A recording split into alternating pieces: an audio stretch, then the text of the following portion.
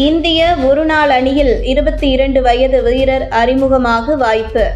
கம்பீர் எடுத்த கம்பீரமான முடிவு.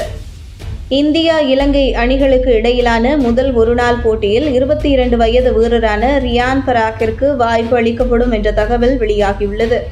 22 வயதான ரியான் பராக் இலங்கைக்கு எதிரான T20 தொடரில் 3 போட்டிகளிலும் பங்கேற்றார். இதில் முதல் ஒருநாள் போட்டியில் ரியான் பராக் 5 ரன்கள் மட்டுமே விட்டுக் கொடுத்து 3 விக்கெட்டுகளை கைப்பற்றினார். இது ஆட்டத்தில் மிகப்பெரிய திருப்பு முனையை ஏற்படுத்தியது. அதிரடி பேட்ஸ்மேனாக விளங்கும் ரியான் பராக் பந்துவீச்சிலும் அபாரமாக செயல்படுகிறார். IPL கிரிக்கெட் தொடரில் ராஜஸ்தான் அணிக்காக ரியான் பராக் விளையாடி வருகிறார்.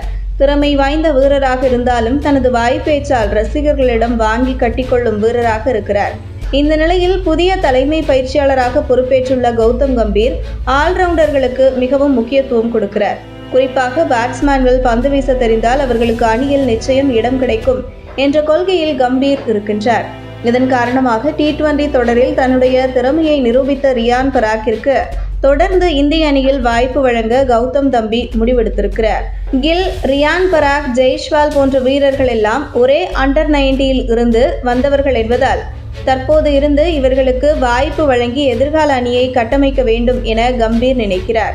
இதன் காரணமாக கொழும்புவில் இன்று தொடங்க உள்ள முதல் ஒருநாள் போட்டியில் விக்கெட் கீப்பராக ரிஷப் பந்த் சேர்க்கப்பட்டு KL ராகுலுக்கு அணியில் இடம் கிடைக்காது என தெரிகிறது. இல்லை, ராகுல் அணியில் இருந்தால் ஸ்ரேயாஸின் இடம் கேள்விக்குறியாகும் என தெரிகிறது. பந்து வீச தெரிந்த ரியான் பராக்கிற்கு முக்கியத்துவம் கொடுப்பதால் ஏதேனும் ஒரு அனுபவ வீரர் பிளேயிங் 11இல் இடம் பிடிக்க முடியாத நிலை ஏற்படும். இதனால் இன்றைய ஆட்டத்தில் ரியான் பராக் அறிமுகமாக அதிக வாய்ப்பு இருப்பதாக இந்திய கிரிக்கெட் அணி வட்டாரங்கள் தெரிவிக்கின்றன.